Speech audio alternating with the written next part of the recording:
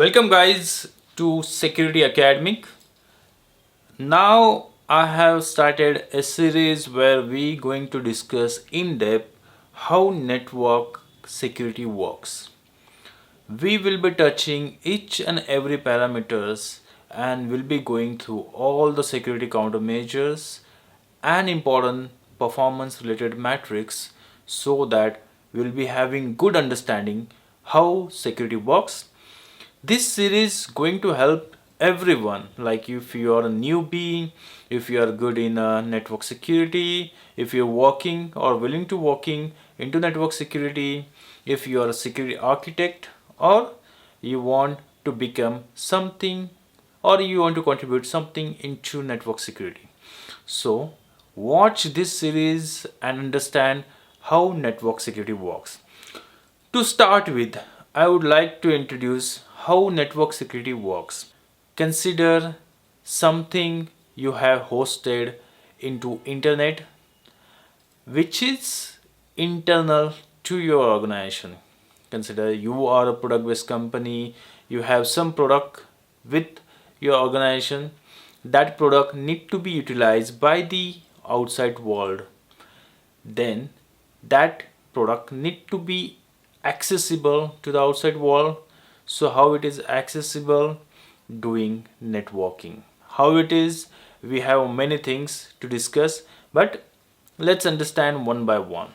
So in networks many things comes, like if I talk little bit technical, we have a switches, routers, firewalls, intrusion detection system, intrusion prevention system, we have load balancers, we have a proxies, now we have a cloud.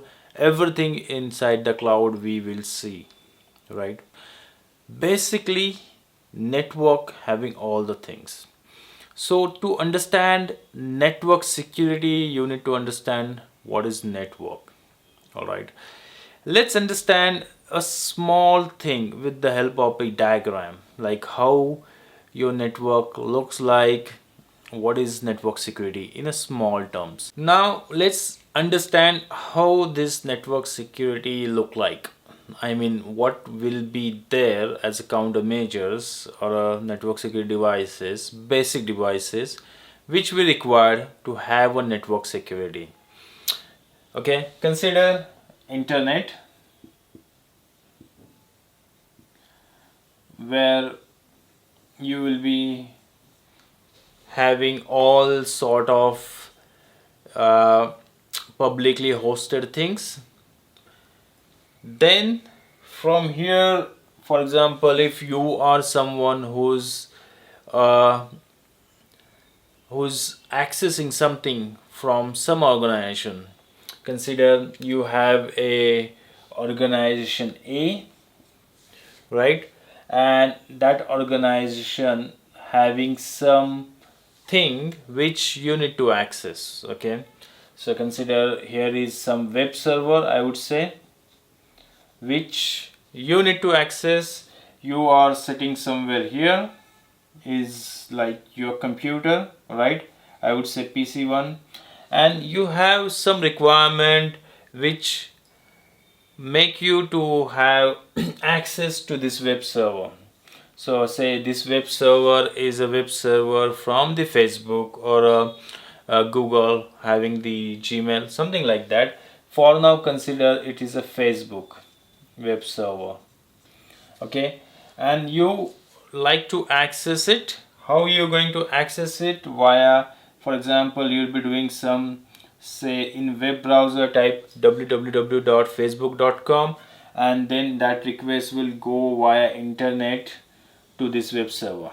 Okay, this is what the communication part, and in return we'll be getting the Facebook web page where you'll see your ID, your details, or whatever you have configured on that Facebook page, right? Something like that. But how this security things works in a basic layman thing, okay? Just add important countermeasures for to start with. Consider between your internet and this web server you'll be having, say, something like firewall. Okay, so firewall is something which is in a between on your machine and to the Facebook. Okay, now if you are sending some data from this PC to this web server, the firewall will intercept your data, because whatever is going from that internet to this Facebook organization, it's get hit to this firewall. And in this firewall you will be having a functionality where you will be getting access control. For example, from the PC, if you are a registered user, you will be having some username password configured for this web server, plus you'll be getting some sort of access related things for that web server and many more things. That all you will see in the firewall, right? Firewall have a different models, like the filtering the traffic, accessing the different IP addresses. Consider the traffic is coming from the IP address 1.1.1.1. It will go from the firewall to this web server having the say IP address 2.2.2.2. Then this firewall will be having some sort of access list control where your 1.1.1 is allowed for 2.2.2, like allow connection between 1.1.1.1 to say 2.2.2.2. Okay, in a simple term, consider firewall is nothing but providing you the connection between your PC to the your web server via filtering the traffic. Okay, when I go deeper into the firewall, you'll be having too many functionalities, like one of the functionality I would say firewall do the NAT, right? Whatever the traffic coming from this IP address, it will NAT to some other IP address when it reach to this web server, something like that. Then firewall doing the ACL. Firewall will be looking at the different parameters, like the how the traffic is coming from which source to which destination, and based on that it will give his security things. Like in firewall we can configure too many things, like SSL configuration we do configure into the firewall. We configure the firewall to see from which region the traffic is coming, whether that traffic need to be allowed or need to be get blocked. Like that we have too many functionalities, right? So in one single devices we'll be going to discuss in detail all those things, but for now understand there is something like a firewall, and it is important to understand when we talk about the security. Then there will be something like connecting device to this firewall, which I would say IDS. So this device something which we generally use to see if there is any intrusion coming to your network, or if we need to block that intrusion reaching to the network via this device's functionality. Or it can be detect only mode, which we say intrusion detection system, where we observe these things and see like what traffic is hitting to your network, and based on that we'll take a call like what protection we need to apply, something like that. So we'll be having like that. And in other way, if I talk about the networking thing, so for the internet network, here you will be see like a switches, or you will be seeing like a routers, right, internally connected to these devices, something like that. Again, in internet obviously you need to know there is some IP protocols like a BGP which works for the internet things.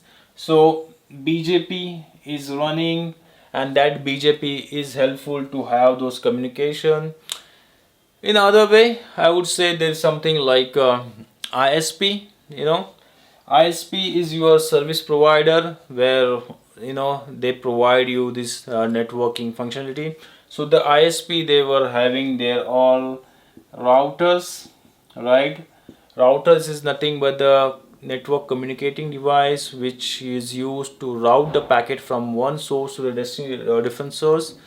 Sorry, to one source to the different destinations. So it's all connected, right? And this internet kind of functionality provided by your ISP. So in India there is many ISPs we use. We have a British Telecom in use, we have someone from the Reliance, then we have something from the Tata Communication, Airtel. There is too many service provider. If you're in abroad, you'll be having say British Telecom, VeriSign, other different ISPs. So those ISPs are something like providing you the connectivity between these communication between you and to the outside world. So basically, when I talk about the network security, important thing is that whatever the countermeasures you're going to use, in this case we have a firewall, we have the IPS IDS devices, right? Like that come into the picture, and configuration of these devices is a part of your day-to-day activities, monitoring these devices, doing the configuration, doing all the administrative activities on this. If I talk more on this, there will be more devices which come into play when we talk about the security and the networking part. So there is something called load balancers. So load balancers will come into play where whenever the traffic hitting to the load balancer, they have a functionality to send that traffic to the relevant destination, and balance the traffic in a such a way that the communication happens smoothly.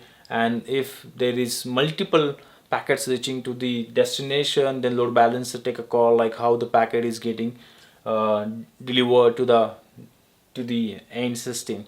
So we have load balancers, then we have the proxies, which is like one of the example I would say, blue code proxy, which generally we use when the communication is need to be have quicker. For example, proxy have the functionality to cache whatever the communication you are requesting, and from that cache itself it's sending to your PC, so the communication speed get increased.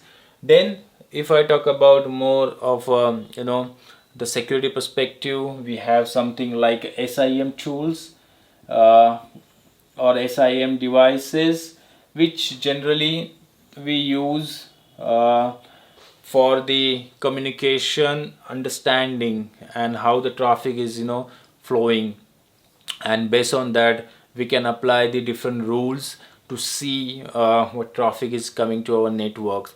So we have say ArcSight, QRadar, Splunk sort of SIM tools which we use for the securing your network of your organization. Like that we have too many things, we'll be going to discuss all in detail. So this is your introductory video, many more to come. So thanks for watching this video guys, and have a wonderful day.